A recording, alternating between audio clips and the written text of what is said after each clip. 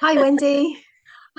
Hi Mel, we both went silent there for a minute. I think we each of us It's rare waiting for us. for, yeah, waiting to You can tell talk. we're looking. Where's the buttons to Yeah, so this is our second recording, isn't it? It is. Um, and we've had a little chat. We always have a chat about what we're going to talk about. And we And should just record. we should, shouldn't we? So we're going to talk about communication. So We Mel, are. yeah, and Mel, you had a lovely title there because I think it is brilliant. I think curiosity may have not killed the cat.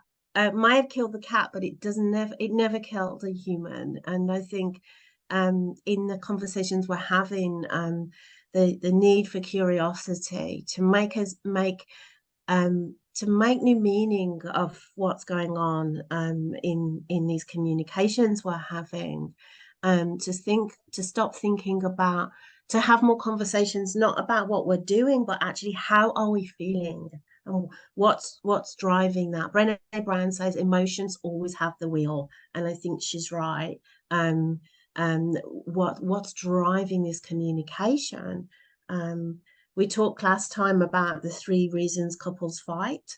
And this is, I guess, a drilling down, isn't it, to some of the things we notice in our own relationships, in our therapy rooms. So we can kind of identify, yeah, I do that, and then work towards some different communications that are more powerful, more effective, help our partners to feel heard, understood, and also being able to ask in more healthy ways about what we want and need, rather than creating drama, to kind of to try and bring you closer to me. It may have the opposite effect. Most people are trying to bring their partners closer. They're trying to increase the connection, and what we want to do is reduce conflict, increase connection, emotional connection and availability. But often the way we go about it actually has elicits anger, shame, blame, shut down, Yeah. fear. Yeah, Definitely. And yeah, and you and I will hear that constantly, won't we? Because and we hear it ourselves. I mean, I think I have to stop myself on occasion. I will never rule out the fact that I could react rather than stop for a moment.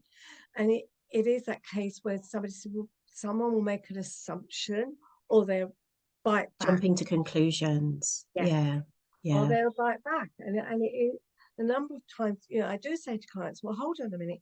Have you asked your partner more about that? Yeah. And I think that's where because the brain goes, well, okay, this is my script. This is what I understand by this particular word or this phrase, and therefore this is the outcome I'm going to not I know will happen when actually we're completely wrong usually. Yeah, I come from a different modality, and I'm thinking you use scripts, I use dominant stories. And so there's a dominant story here that you're going to do X, Y, and Z. And in order to do something different, I think trust is so at the heart of all of these kind of interactions, that when I ask a client or invite a client to do something differently, they'll then tell me what their partner is going to do and why they can't do it. And so I have to really hold them and say, I get that this is hard for you to ask for something differently or to communicate some vulnerability, because you don't trust that your partner will hear you and listen. And so actually, I want to stay in my old dance. I don't want to change these dance steps because I don't trust that my partner will change their dance steps to meet me. And that's often because we're not used to being heard. We're not Mm. being used to listen to. We've had our experience invalidated. And so we may continue to not be able to ask for what we need and speak about how we feel. Yeah. Yeah, And there are some real common things that we see. We made a list, didn't we, before we came on? yeah, One of my favorite is kitchen is Esther's phrase is Paral's phrase is kitchen sinking. When we're not getting anywhere and we get really frustrated, we up the ante. Yeah. Yeah. And Yeah. we're up in the ante. And we're not really trying, I don't think we're trying to elicit anger from somebody, but what we are trying to do is it's almost a desperation of, come on, where are you? Yeah. Why aren't you Yeah. hearing me? Why aren't you getting me? Where have you gone? And so this is where we tend to toss stones over. And if you're tossing stones over, then you're likely to get a few back, or your person's like, I don't want you throwing stones at me, metaphorically, and I'm off. Yeah. Yeah, And so exactly. that Yeah. attack communication that is often learned through our histories of you never. I love the phrase. I think I might have nicked it off Esther. I can't remember where I nicked everything from. I nick a lot. I know. I'm like a little Steve. I love that. I love that. I love that. Um, and so behind every criticism is an unexpressed wish. And if we can start to think about what's the wish, yeah. And I often say to clients, and it can be quite challenging, but in the container of a strong relationship, what's the wish? What do you want to ask for here? Rather than you never, what is it you want your partner to do? What is it you want your partner to hear? Yeah. And more importantly, how do you want your partner to feel? And they're like, shit, these are hard questions because Yeah. I hadn't thought about that. I was too busy moaning at him for not putting his shoes away, or he's too busy moaning at her because he doesn't realize he's had a really hard day, which takes us nicely into competing, doesn't it? Yeah, it I'm does. gonna And hand over because I know I could just railroad this complete no, session. and I think there is that, and I think it is that kind of okay. And I'm going to give a couple of examples. Oh, you you never tell me that you never pick your socks up. I'm always left to take the bin out. You never cook a meal. You never choose where we're going. And I think it is that I'm what the underlying story is. You take I feel taken for granted. Yeah, I'm not appreciated. I'm not Yeah. appreciated. So I don't feel appreciated. And I think that I sometimes call it when those upper level is talked about, I call it it's not really pink and fluffy, but it is the pink and fluffy because it's not the real issue. You're just kind of poking up those little things and not really It's saying the safe zone, isn't it? I hate pink and fluffy because I work as therapists. We're told we're pink and we're the fluffy stuff. No, we're the fucking hard stuff.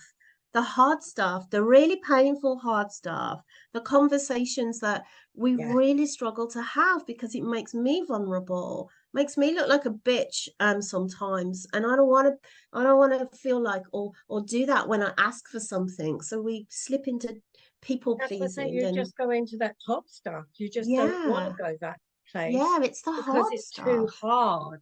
It's And vulnerable. yeah, and then what's vulnerability about? That's another conversation, I think, completely.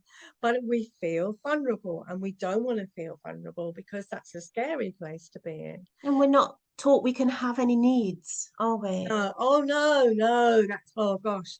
You shouldn't ask for what you want. You're being selfish. You should put other people first. People pleasing the whole place, isn't it? So Absolutely. yeah. So Get and what comfortable with if having I don't? feelings. What if I get turned down? Yeah. What if you won't give me what I need? Yeah. What if you don't hear me? It's devastating. Exactly. So Yeah. yeah, I think there's very much so we do. We throw the kitchen sink at somebody. You don't do this. You don't do that. You haven't done that. You and so on. And I think You it's can't wash up when when you've pulled everything out from the past, you've lost focus of what this little argument was about.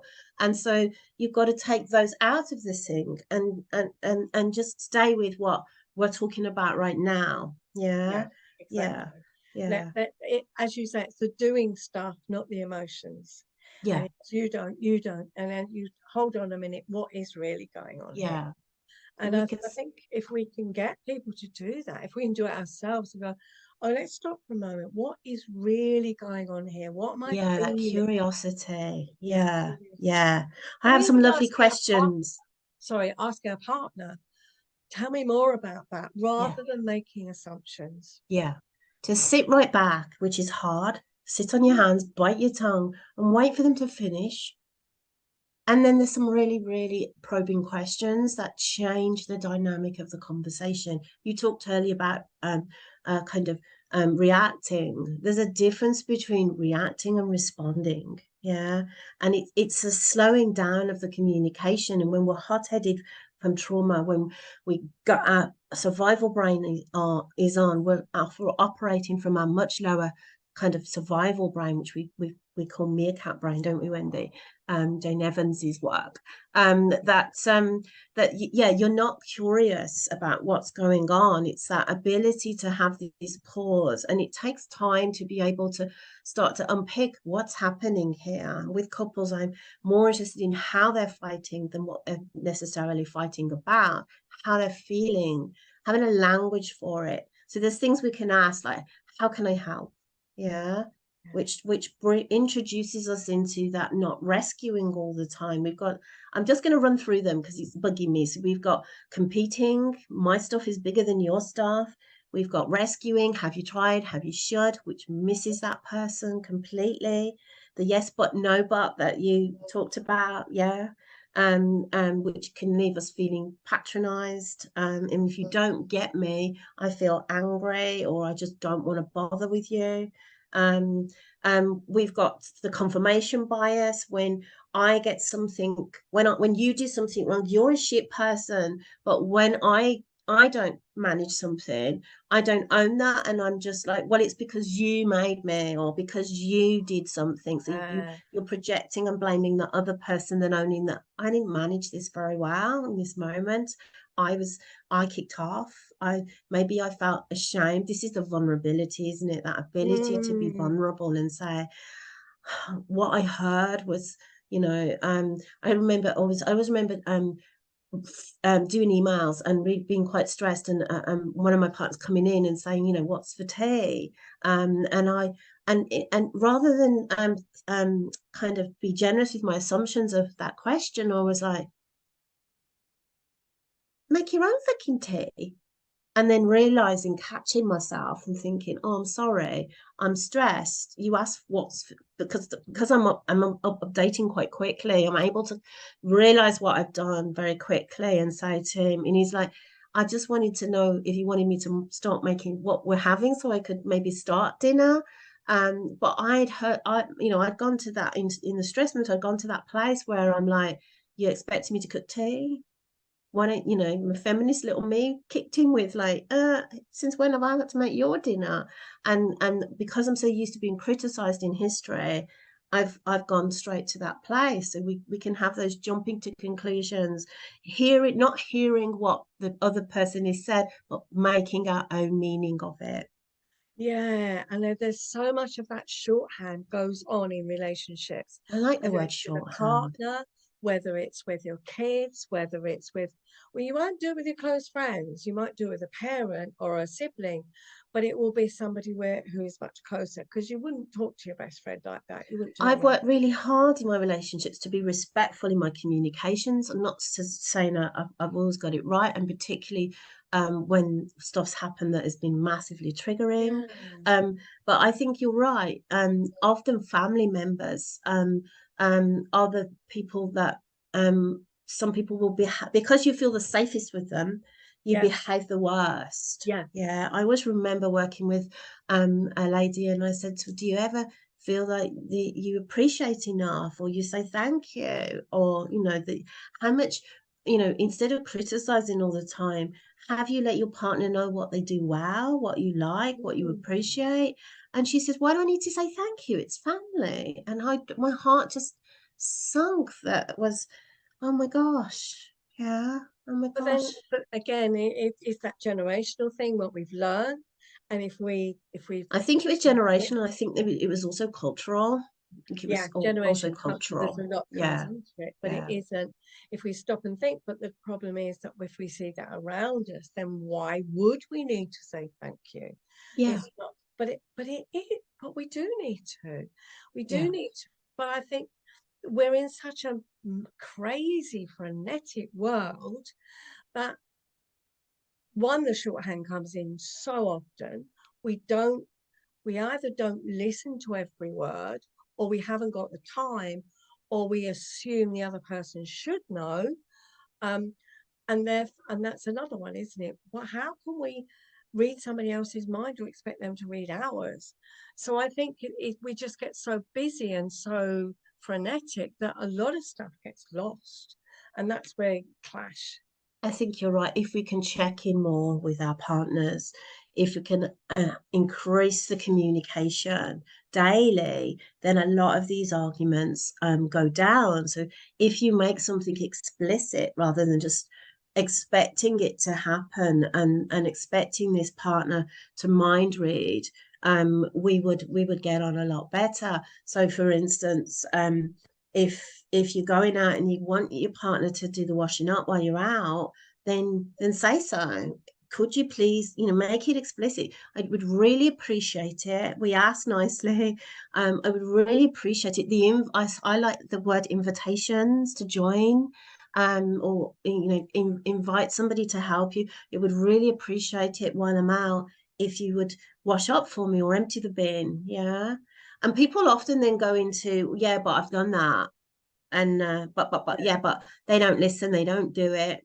And then I think we have to have another communication, a very different one. I love Brené Brown's aspects of trust, braving. You'll probably find the handout, and if anybody wants to message me, I can send it to you.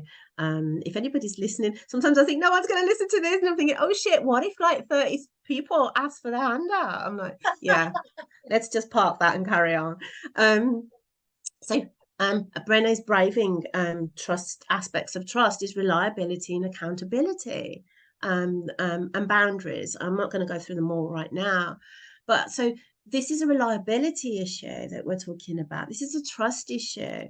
If I ask you to do something and you keep not doing it and your actions don't match your words, then I struggle, then I stop believing you. Yeah. Yeah. So you Yeah. keep telling me you'll do this, but you haven't done it. And so I'm struggling now to believe you. Those Yeah. conversations don't get held, do they? You know, No. it is, well, I can't trust you, or it's not even spoken about. Yeah. And so therefore you're missing each other all the Yeah. time. And I think it would be very wounding to tell somebody you don't trust them, and it would trigger them. So we have to be really careful. And in systemic therapy we call it warming the context. So we're really gentle with how we communicate.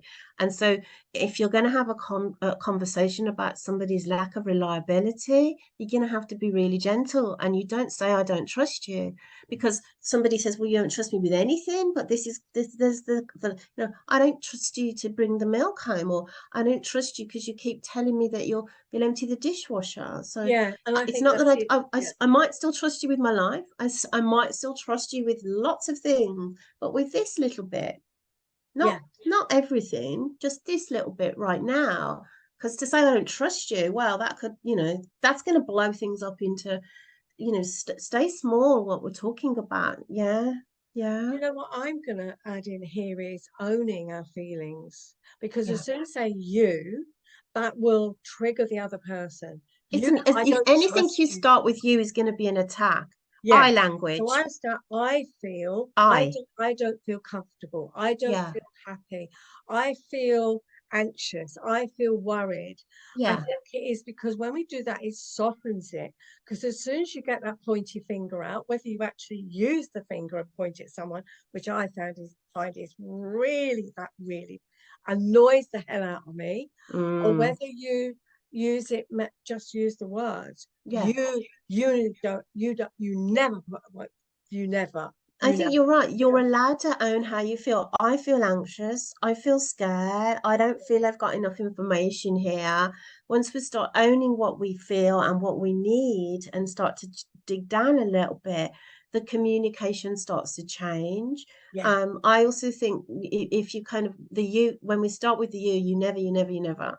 yeah. And you make me is another big one. You make oh, I knew that one would hit your buttons, Wendy. You make me. Yeah, Wendy, you make me smile. But I really find that is such a triggering one, because the other Yeah, person is then being labeled or blamed. Let's yeah, own how we feel. I think you made me angry. Now I got angry because of something you said or did. yeah, I, Separating I out the prefer, feeling and the behavior. yes.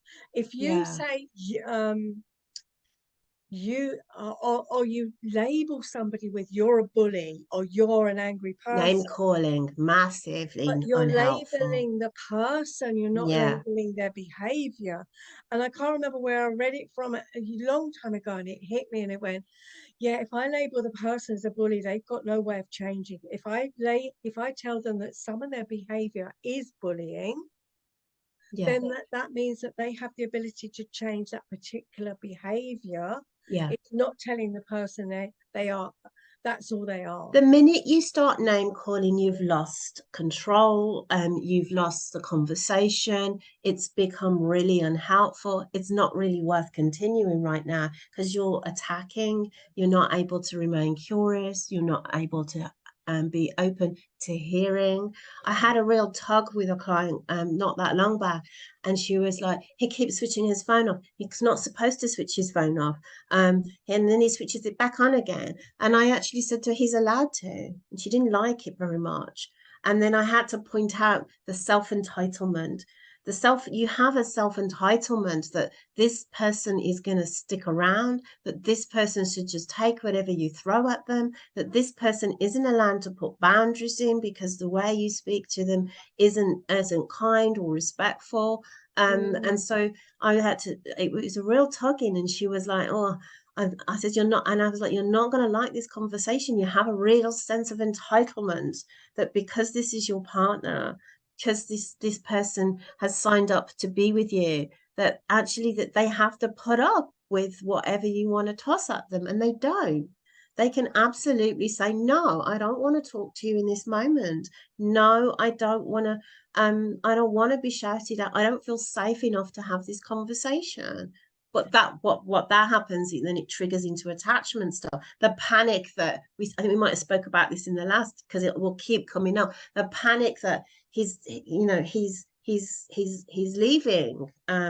So actually I try harder to get that person to hear me and understand, but I'm just nailing the same hammer into the same hole. And it's such controlling behavior. You can't. I mean, I've worked with a couple recently where she was really unhappy that he had any female contacts on his phone. She demanded that he remove them all, and he couldn't have a Mm, conversation. But that was with any females. That was her stuff. But yeah, that controlling stuff, you can't have that. You've got to do what I say because I'm not feeling yeah, safe. yeah. That's where the conversation isn't being had with them. But to This say is where you, that person's not owning their own kind of insecurities, their own feelings. How would I think it would be really interesting to put this apart? Like, how would this look differently? And actually, how this would look differently is I feel insecure about these women. Yeah, who are they? How long have you known them? That curiosity. yeah, Yeah. And this is where I think when things go, and jealousy and insecurity is probably a we probably could do an hour on it. In fact, I wrote it on the list, and not just jealousy around people, but things. You're always on your phone. What we tend to do is disown and invalidate that person's feelings. So that person isn't able to say, "I'm feeling insecure here. I'm feeling mm, a little bit threatened by your friends, and that maybe I don't matter enough." Yeah, yeah, and to be able to voice that and own that, and then a person who can hear that, and what is likely to happen is an invalid, because like you're not allowed any female friends because I need to control all of this to feel safe. And that person's then, well, you don't get to tell me what to do, and we end up in a power struggle. Actually, if the person that's feeling jealous and insecure is able to own it, able to talk about it, able to be vulnerable, then what we need the other person to do is hear that, respond to it sensitively, and say, I hear what you're telling me. well, Yeah. yeah, I agree, and I think there's a fine balance here because yes, you could have that. The other person will feel, well, you're not going to tell me what to do, but you can also go. That person might go into people pleasing, and that then creates that power of the other one person feeling the person people pleasing is just trying to do trying to please that person, but it's not actually resolving. Yeah, absolutely right. This the amount of I'll just put up with it for a quiet life rather than have the conversation and really negotiate and come up with something that meets both people's needs. Yeah. I got on here some lovely questions that we can start to ask. What's going on here? What's really Mm, going on? mm, Why is this important to you? yeah. What's it triggering in you? Am I willing to hear that? And Yeah. then work out how I want to respond to that.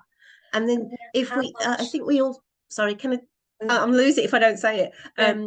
If if we see the problems as ours rather Yeah. than that's your shit, yeah. Yeah. How can I help you? How can I hold on to these friends and make you feel safer and securer? Yeah, Yeah. yeah, And I think the other side of it is, how far can I meet your needs, rather than yeah, saying I'll do everything to make you feel better. Because I yeah, think that's important, because yeah, otherwise the one who is trying to help one who's struggling, if they come overcommit, they are going to feel resentful. Or if they don't own it and say, oh well, I've heard you and I'm not listening, that will create problems in the other way. I think it is, okay, this is what I can do. This is your stuff, and I yeah. can help support you, but I'm not gonna I'm not gonna put my life on hold for you just to placate you. And I think having Absolutely. that I think if we honest don't conversation, own our own shit, somebody else ends up holding it. and then years down the line, you Oh get, my God, yeah. I've had it. I've had it. Resentment's been built up. I've bent over backwards to make you happy. Nothing is going to be enough for you. And therefore, that's it. I'm out. I'm off. Yeah, Yeah. yeah, yeah. The resentment that leads to entitlement. Yeah, Oh, yeah, yeah. So yeah. much. Because I've listened, I've done everything, and I can't get anything right here. There's no appreciation, there's no validation. And it might not be that severe. I've been in a relationships where that happened, but it's not that severe, that there is some listening. There is two people who are trying to please each other, Mm. but they just can't get through those layers of vulnerability to have the more difficult conversations. And maybe one person is better at finding their voice than the other. Yeah, but the And I think that, resentment yeah. and the entitlement is there. Not all relationships are toxic. I'd really like to say that, because I think Mm. there's this, we live in this, I think I pestered about, we throwing around bullying, narcissist. He's bullying me, is narcissistic. And actually, they're big words when actually we're not meeting each other here. Yeah, and there's probably loads of people going, yes he was, yes he was, yes he was. But it's us, it's just as much for us to hold, to think about our own behavior. How Mm. am I experienced by you? You'll never actually know, but I think even asking yourself that question starts to make you think about your own stuff. Yeah. Yeah. And I'm going to throw in something really, it's very, very black and white. And it will trigger a lot of people in this. I know it will. But I'm going to I'm taking a say, deep breath. you can't, someone can't be a bully unless they've got a victim. Yeah. And a lot Oh, of I people are like going to that get one. upset with that. And it's not that cut and dried. We know that. But I we are, like if that one. somebody is bullying us and controlling us, we are enabling it It's to so break true. apart. I wrote about this a little while back. That and I was a little bit like, oh, because we can. It's a tough balance, isn't it? It makes me uncomfortable, but anything that makes me uncomfortable, there's probably a lot of gold in there. Yeah. Although we want to stretch, not distress. I Mm. need to find out who told me that. If you're out there and you just gave me this term, I keep using it, and I need to know who told it me. Stretch, not stress. But you're right. How many times, and this is so hard. I can't tell you how hard, and it is for me and probably for you. We've had these conversations outside of this recording. How many times am I going to let you hurt me? How many times am I going to let me down before I get the message that you can't do it? Mm, Yeah, you can't do it. And it's me who is not holding a boundary here. Yeah, that I had somebody who I kept trying to make plans with on a Saturday night and couldn't commit. And so would, yeah, I'll tell you later. And then would drop me at the last minute. And then I had to kind of think, she can't commit. She can't, she wants to keep herself available for kind of babysitting duties. And so she's gonna drop me like a hot potato if she's got to babysit or yeah. she's tired. Yeah. There's she can't there's no commitment to reliability here. Mm. And it actually I just thought one more day I just thought, you know what? No, I'm gonna go somewhere else and play somewhere else because I'm going to let you do this to me again. So it is really hard to say, I don't want to keep coming back to a fridge that's empty. Yeah. Oh, it Yeah. is definitely. And I think the person who is, I'm going to say, put in controlling the bully, there is a I think we're reason. all controlling. I think that's really Yeah, I important was to going to say, say. yeah, we do. Well, we do need control in our lives. We need to feel there's some security in our lives. It's when it's out But of balance, isn't it? yeah, and it is, well, you're controlling me. You're telling me what to do rather than having that conversation. What's going on here? Yeah. Why is it you feel that that that that you need that? Why is it that you are telling me you don't want me to go out? Why is it you're telling me, for example, I'll pick you up when you're out with your friends, Mm. rather that when I've had that with the the wife said, but you, it felt like you were controlling me, whereas he was coming from a place of, I just want to make sure that you're getting home safe. But they didn't have the conversation. So that the Yeah. one was feeling, oh, you don't trust me to go out with my friends on my own. And the other one was, well, I just want to make sure that you get home safe That because I sometimes care. we don't the words we don't know the motive behind the words, and so we make Yeah, meaning up. Reminds me of actually I always remember it was actually a parent and a mom and daughter, and there'd been this massive row, and she said, "Are you going out dressed like that?" And the daughter was like kicked off. She thought she was judging her, and actually she never got a chance to say, "Do you need a coat? It's cold out." Yeah, yeah, coat, it's cold out. I think there's more subtle forms of controlling that we don't think about. And I'm like, so it might be that somebody books the holidays or somebody's like, should we go out for dinner? And they choose the restaurant. And so maybe there's one person that's more proactive in this relationship than the other.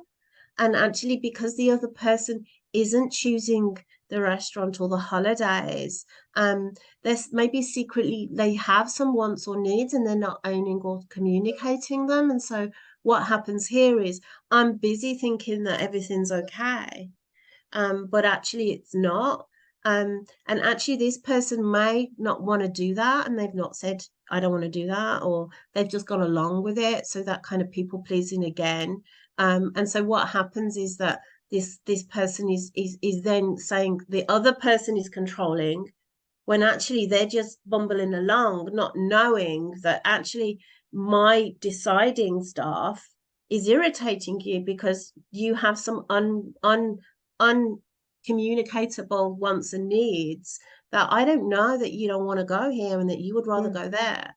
But mm, then this person is actually too frightened to say, I want to do this in case it's wrong, in case I yeah, choose the wrong thing, and in yes, case you blame me for it. So they're not owning their lack of decision making, ability to yeah, trust in themselves and make decisions, and then they blame the other person for it. yeah. And I had that with a couple where she was always doing the organizing, got fed up with it, and then, well, you organize it. But when he did, he was too scared to organize it because I'm going to get it wrong, which he probably did in her eyes. Or he would leave it till the last minute because the panic inside him was, I can't, keep putting it off. And then he would do something that was completely over the top in allowing her to criticize it. And it's interesting how people get themselves into that pattern, that kind of, well, yeah, but I'm going to get it wrong. I'm going to get it wrong. I'm going to get it wrong. I can't do it because I'm going to get it wrong. Oh, hell, I'll just throw a load of money at it and hope to hell that that works. And so, Yeah. yeah, just missing each other completely. I think I know we're going to do one on apologies, but saying sorry when you don't know what you've done is Oh, not is a really bad idea. It's an yeah, unsoothing sorry. It's a kind of, you're saying sorry because you're feeling panicked and scared and you want to shut this conversation down. So it's like, sorry, sorry, I'm sorry. And then like the other person's like, "Arr!" and yeah, it's just, if you don't know what you've done and you're apologizing for it, it's not going to end well because the other person doesn't feel soothed. You've not owned your part in whatever was going on here, and the other person is still feeling really alone and like, this happened, we're not talking about it. You the sorry is, the sorry may, or it may as well be, I'm feeling really ashamed or really scared or really frightened, and I'm sorry, and let's not talk about it. Yeah. or saying sorry and not getting anywhere with it. And I'm going to bring this something personal in for me, because when I was a child, I I would get the silent treatment from my mother. The And I triggers would for say, I'm really silence. sorry. What have I done? I'm Yeah. sorry. And she would just, I mean, her response was, if you don't know, I'm not telling you. And I know I use that with my kids because it was Nowhere in to my go brain. is there with No, that. but I want to cry because yeah, it was yeah, awful. I feel And I that. sitting at her feet, sobbing. Well, I'm so sorry. I don't know what I've done, or otherwise, it's too late being sorry now. You the persecuted for wanting connection and repair. So I Yeah, would sit there saying, well, when do I say I'm sorry? Do I say I'm sorry before I've done something? But then yeah, I'm going to be in trouble because I'm being cheeky and I yeah. don't know what I've done wrong. So I would sob at her feet. And the longest she ever went without speak with a silent treatment was 6 weeks. Oh my I gosh, remember that. Wendy, thank you so much for sharing such a vulnerable part of yourself. I'm in tears because it fits in so much with my stuff of never knowing why I live with a really um volatile parent, and so anxiety of never knowing what you've done, what's going to happen next, and that it sits lives in our nervous systems, doesn't it? That I don't know where I am here. I don't feel safe. And I think it's something I talk about a lot when I'm working with families. When children come and say sorry, and the adult's like, well, you're just going to do it again. You're not telling a child they're not sorry, is the same as telling an adult they're not sorry. It leaves me in a panicky place of, I can't reconnect with you, I can't repair, and I've got nowhere to go. Yeah. I had this conversation literally on Thursday with a family, Mm. and saying, when somebody comes to you with a half decent apology and he's saying, I'm sorry I messed up, I'm sorry I kicked off, you know, even though they're likely to do it again, we have to, it's a bit like the kitchen sinking, stay on the dish. There's just one dish in the sink. I know, I hear you're sorry. I accept your apology. It doesn't mean it's okay. It doesn't mean that it's all Oh, over. It just means that I hear your willingness to connect and come yeah. back.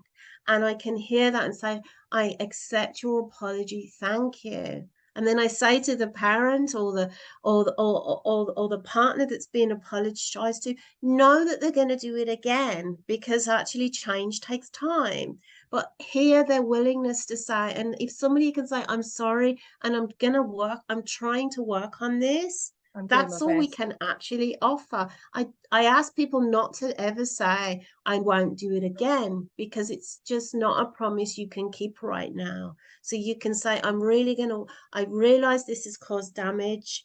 I realized that this has disappointed you, let you down, hurt you, but I'm going to work on it. And when it's a child, we can actually say, I get that you're really sorry, and I accept your apology. I get that we didn't get it right this time, and we can try again next time. Yeah. Yeah, it gives the person the opportunity. And I think if we're the one who has done wrong, that awareness, because I would say awareness is the first step. And it's all right. In a way, it's the simplest. Making the changes is the hardest work.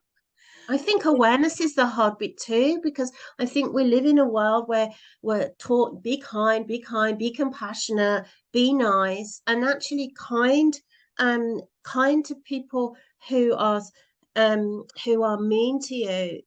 It is yes, we can be kind, but we can also be, nice with boundaries is respected. Yeah. Nice. I'm going to say that again because it's so important. Nice with boundaries is respected. And so when we can put those boundaries in, yeah, it makes a Okay. difference. So maybe I didn't explain myself properly. So when I've screwed up, I've done something, I've got into the same old patterns over and over again. The first step is awareness of what I'm doing because those patterns are done out of awareness. So when I go, okay, this is how I react Yeah, when because it's that pattern, it's yeah. those I new, think I think we're on the same page. I yeah, so think awareness is hard because we don't want to own our jealous bits. We don't want to own our angry bits. We don't want to no, own the bits that are that have triggered us. So, Cole Young calls it the shadow side, doesn't he? So being yeah. able to awareness is about being able to own the bits we can't Even do, and inside that's ourselves. painful. It is Yeah, painful that we do it to ourselves. yeah. Uh-oh, here I go again. I've Bit I've overcritical. reacted in that way. I've been Yeah, overcritical. I've just reacted. Okay, I've done it now.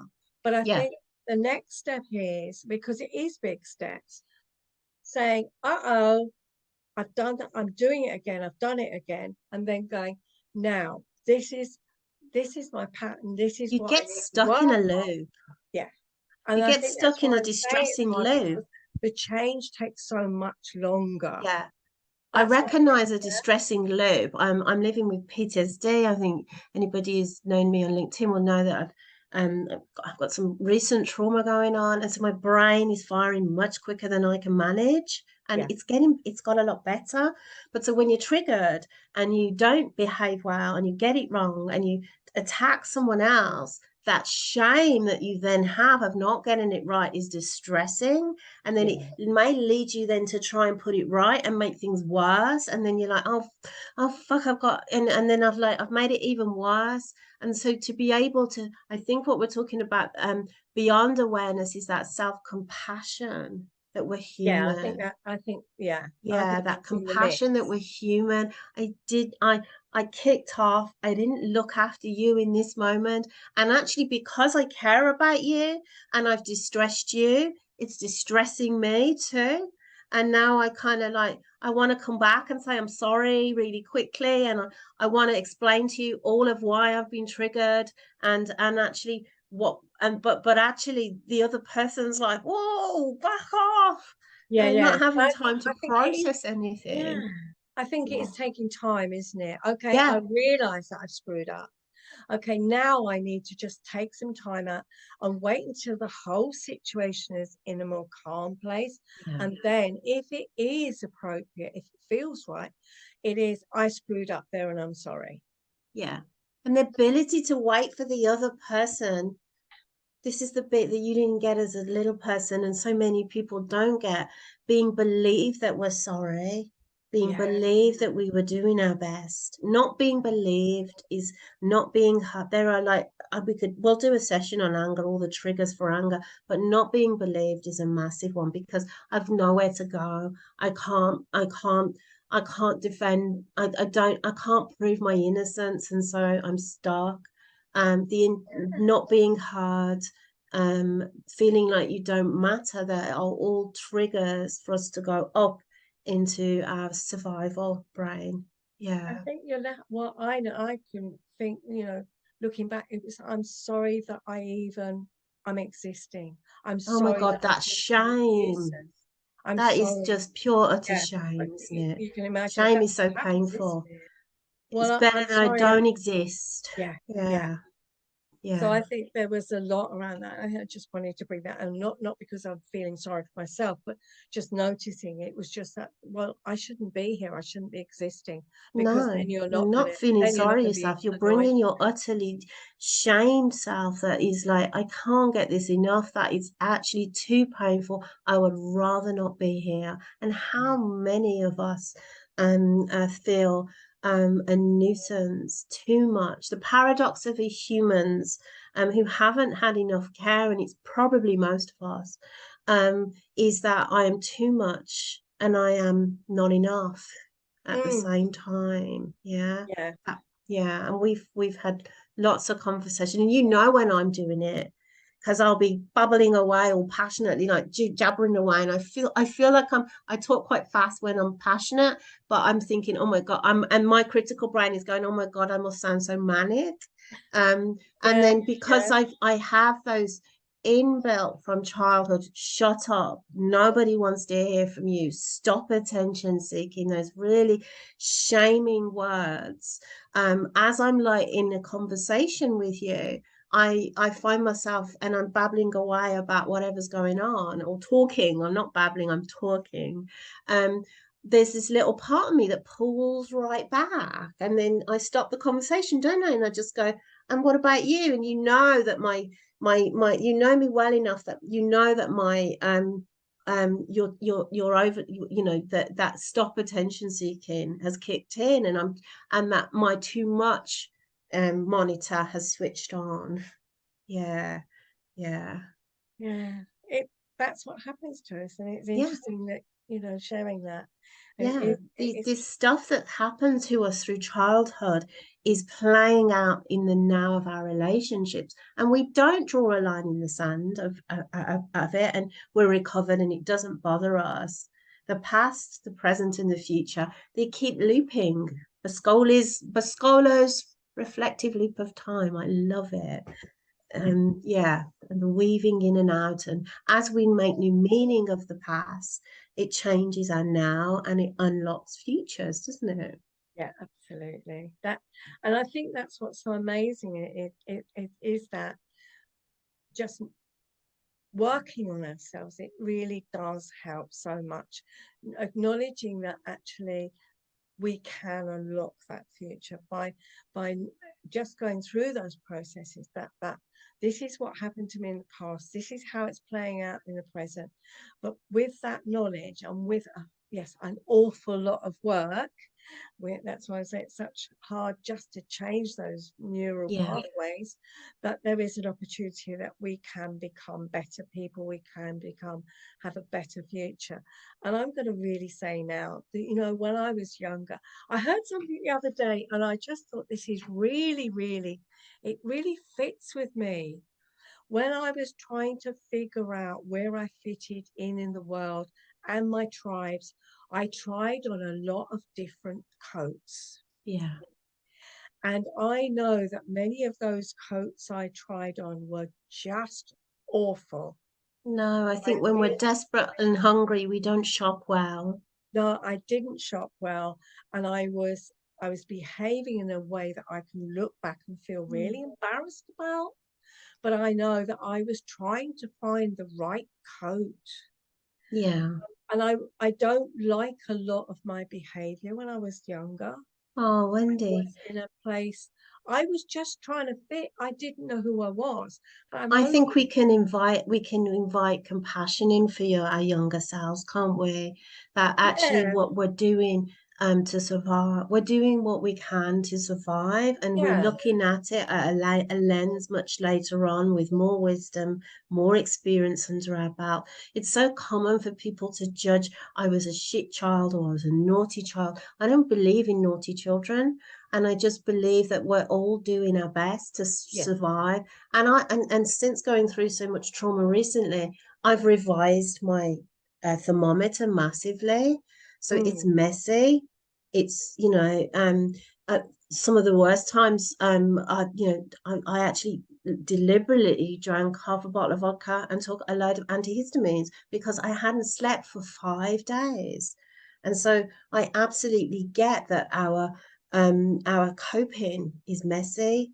You know what? Yeah. If it kept you alive, Yeah. sometimes so what? And I'm not advocating for unhealthy coping strategies. I'm just Yeah. saying we all use them. Yeah, and I think We that's all why I use wanted to them. own it, because Yeah. and bring it into the conversation, We're because not perfect human beings. pleasing does not lead us to being always being nice and subservient, and I think that it can be very messy, that people pleasing, and Yeah. I just want to bring that into it, because I think we can end up doing really things that we would not do if we were in a different mindset. Oh my God, I've met parts of myself that I've been so rage filled and Yeah, angry that I yeah, have not recognized my own self. I have frightened my own self. I have frightened other people. yeah. And the shame of that I've had to bear and go back to compassion of it was extreme trauma and you weren't coping and you weren't able to control it. And Mm, is it right? No, but actually it was what it was. yeah, And actually working really hard to be consistent and reliable again and rebuild trust. yes, Yeah, yes. yeah. Yeah, I think it's important, because otherwise we can come from a place of, oh, we're all together, and so on. I think we've got to share our messy But bit. now, if anybody Really have reads some my LinkedIn post, will know they'll know that my shit is definitely not together. no, Never has it been less together. Yeah, it's temporary and but yeah, absolutely, you're right. We may have an expertise from years of working and studying, and we have lenses and microscopes that we and tools that we can use, but it doesn't make us any less human. I keep going back myself to a heart surgeon does not fix it, does not do his own triple bypass. exactly, exactly. Yeah, yeah, There's one more I'd like to bring in here when we're yeah, talking go for about it. communicating, is I'm not going to do it until because you're not doing it. I'm going to wait for you to do it first. Mm. I've, yeah, I hit that one quite a lot of times. It It's, fits in okay, with they're not doing desert. it. I think it Why fits in with withholding, doesn't it? It's kind of like you don't deserve it. You go first. And yeah, or the yeah, fear of, if I do it, then you're not going to do it. So you've got to do it first. yeah. And I Power don't battle. trust you. I don't trust you that you will make changes. I don't trust you that you will actually do it. Prove it. Yeah, prove it. Prove it. So I don't want to bring that in as well, because I think that's one I recognise quite often. I think actually sometimes it can be going on or not going on, but I like when we're talking about trust, it's kind of like don't tell me, show me. Yeah. Yeah, yeah, yeah, Yeah, don't tell me, show me. Yeah. yeah. It's easy to tell me, show me. And I Make think your the problem is you get help so your word stuck. match your Yeah, actions. it is. Yeah. But then each person's stuck and the relationship's stuck, because if neither of you are going to make a move, then Stalemate. yeah, exactly. Yeah. It's just that It it's is that having power that. stalemate. Yeah, it is. Yeah. Yeah. Yeah. Wow, we've covered a lot today, I have no idea actually. what time it is. Of how are we doing for time? Well, I think we're kind of working towards that hour. So Yeah, really. We could just go on and on and on, couldn't I we? know, but we've got loads to talk We've about. got loads and they will fit into other series. We've managed to keep on track. I've managed to not just completely monopolize the conversation because it's weird, isn't it? I for a long time I've like tried to fit into this like neat, tidy box, and I'm like, no, you're Mrs. Messy, and that passion is, I'm kind of like I'm working towards unshameable and untamable, which is very different from the oh, if I got it right. And I think we could probably do one on a series on self-esteem because we don't want to be in trouble. We're people pleasers from our early life traumas, but actually, I was reading the Fear Fighters Manual by oh God, surname's Jones, but you'll find it Fear Fighters Manual, yeah, red book. It's gorgeous, and actually, where Brené Brown also says, troublemaking is groundbreaking, yeah. So we Yeah, can. It's okay to be a troublemaker. It's okay to sometimes not please everyone and disappoint someone to meet your own needs.